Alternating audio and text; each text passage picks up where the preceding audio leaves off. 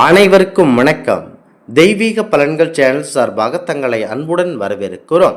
இன்று நம் காணொளியில் காண விரும்புவது ஆனி மாதத்தில் ஏன் 32 தினங்கள் வருகிறது என்பதை பற்றி இந்த காணொளியில் பார்க்கலாம். வாருங்கள் காணொளிக்கு செல்லலாம். மறக்காமல் ஒரு சப்ஸ்கிரைப் செய்யவும். ஆனி மாதத்தில் சூரியன் வடக்கு திசையை நோக்கி பயணத்தை தொடங்குகிறது. உத்தராயண காலத்தின் கடைசி மாதமாகவும் இது திகழ்கிறது. மிதுன ராசியில் சூரியன் சஞ்சரிக்கும் காலம் எனப்படுவதால் இதனை மிதுன மாதமும் வடமொழியில் சேஷ்ட மாதம் எனவும் குறிப்பிடப்படுகிறது. தமிழ் மாதங்களில் மிக பெரிய மாதமாக இருக்கும் ஆனி மாதத்தில் 32 தினங்கள் இருப்பதை காண முடியும். தமிழ் மாதங்களில் பெரிய மாதமாக ஆனி மாதம் இருக்கிறது. ஏனெனில் இந்த மாதத்தில் மட்டும் 32 தினங்கள் வரும். தமிழ் மாதங்களை பொறுத்தவரை ஒரு மாதம் 30 தினங்களையும் அடுத்த மாதம் 31 தினங்களையும் கொண்டதாகவே தொடர்ந்து கொண்டு இருக்கும். இதில் ஆனி மாதமும் மார்கழி மாதம் வேறுபட்டவையாக இருக்கிறது. ஆணிக்கு 32 தினங்களும் மார்கழி மாதத்திற்கு 29 தினங்களும் இருக்கிறது. இதில் ஆனி மாதத்திற்கு 32 நாட்கள் வரும் என்பதை சுருக்கமாக நீங்கள் தெரிந்து கொள்ளலாம். சூரியனின் வடதிசை பயண காலமாக குறிப்பிடப்படுவது உத்தராயண புண்ணிய காலம்தான். தை மாதம் முதல் ஆனி மாதம் வரையிலான இந்த காலகட்டத்தை கடைசி மாதமாக ஆனி மாதம் இருக்கிறது. உத்தராயண புண்ணிய காலமான 6 மாதமும் தேவர்களுக்கு பகல் பொழுது என புராணங்கள் கூறுகின்றன. நம் நாட்டில் நீண்ட பகல் பொழுதை கொண்ட மாதமாக ஆனி மாதம் அமைந்திருக்கிறது. பகல் பொழுது சற்று அதிகமாகவே இருக்கும். கிட்டத்தட்ட 12 மணி நேரம் 38 நிமிடம் வரை இந்த மாதத்தில் பகல் பொழுது நீடித்து கொண்டு இருக்கும். சூரியன் மிதுன ராசியில் சஞ்சரிக்கும் மாதம் ஆனி. எனவே இதனை மிதுன மாதம் என கூறுகிறார்கள். வடமொழியில் இதற்கு சேஷ்ட மாதம் என பொருள். சேஷ்டா என்பதற்கு மூத்த அல்லது மிக பெரிய என பொருள். மிதுன ராசியானது சற்றே பெரிய ராசி என்பதால் இதனை கடக்க சூரியனுக்கு கூடுதல் நேரம் தேவைப்படுகிறது. இந்த ஆனி மாதத்தில் 32 நாட்கள் வருவதற்கு காரணம் என்று ஜோதிட ரீதியான பதில் சொல்லப்படுகிறது. முக்கியமாக இந்த மாதத்தில் பகல் பொழுது சற்று அதிகமாக இருப்பதால் இது நல்ல ஒரு மாதமாகவும் பார்க்கப்படுகிறது. ஆனி என்றால் மிக பெரியது என பொருள். ஆனி என வாக்கியம் அமைத்தால் ஆனி என்றால் என்ன பதத்தை பொறுத்தது என்றால் பல வாக்கியங்களை அமைக்கலாம். ஆனி என்ற சொல்லுக்கு 2 அர்த்தங்கள் உள்ளன.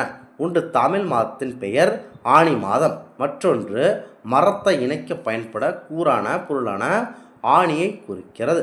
ஆனி மாதம் தமிழ் மாதங்களில் 3வது மாதமாகும். ஆனி மாதத்தில் சூரியன் மிதுன ராசியில் இருக்கும். அருணகிரிநாதர் ஆனி மாதம் மூல நட்சத்திரத்தில் பிறந்தவர். ஆனி மாதத்தில் பல திருவிழாக்கள் கோலாகலமாக கொண்டாடப்படுகின்றன. ஆனி மாதத்தில் தான் சூரியன் அதிகமாக சஞ்சரிக்கக்கூடிய மாதமாகும். சூரிய மாதமான முறையில் கணக்கிடப்படி தமிழ் நாட்காட்டியின்படி ஆண்டின் அடுத்ததாக 3வது மாதம் ஆனி மாதமாகும். சூரியன் மிதுன ராசியிலிருந்து அதைவிட வெளியேறும் வரையான 31 நாட்கள் 36 நாடி 38 வினாடி கொண்டதால் அளவே இம்மாதம் ஆகும். வசதிக்காக இந்த மாதம் 32 நாட்கள் 33 நாட்கள் அல்லது 34 உடையதாகவே கொண்டாடப்படும். 1974ஆம் ஆண்டு தமிழ் வருடத்தில் ஆனி மாதம் 35 நாட்கள் கொண்டாடப்பட்டது. இது மிக பெரியதாகும். அருணகிரிநாதர் ஆனி மாதம் மூல நட்சத்திரத்தில் பௌர்ணமி திதியில் பிறந்தவர். ஆனி மாதம் சுக்லபட்சம் ஏகாதசி ஞாயிறு சுவாதி நட்சத்திரத்தில் பிறந்தவர். ஞானமுனிகள் ஆனி மாதம் அனுச நட்சத்திரத்தில் பிறந்தவர்கள். மாணிக்க வாசகர் குரு பூஜை ஆனி மாதம் நக நட்சத்திரத்தில் பிறந்தது. இது முக்கிய சிறப்பு வாய்ந்தது. சந்திர மாதம் காலக்கணிப்பு முறைகள் என கூறப்படுகிறது. இந்த ஆனி மாதத்தில் மிக பெரிய கூர்ம அவதாரம் விஷ்ணு பெருமானால் எடுக்கப்பட்டது. இது மிக பெரியதாகவே பார்க்கப்படுகிறது.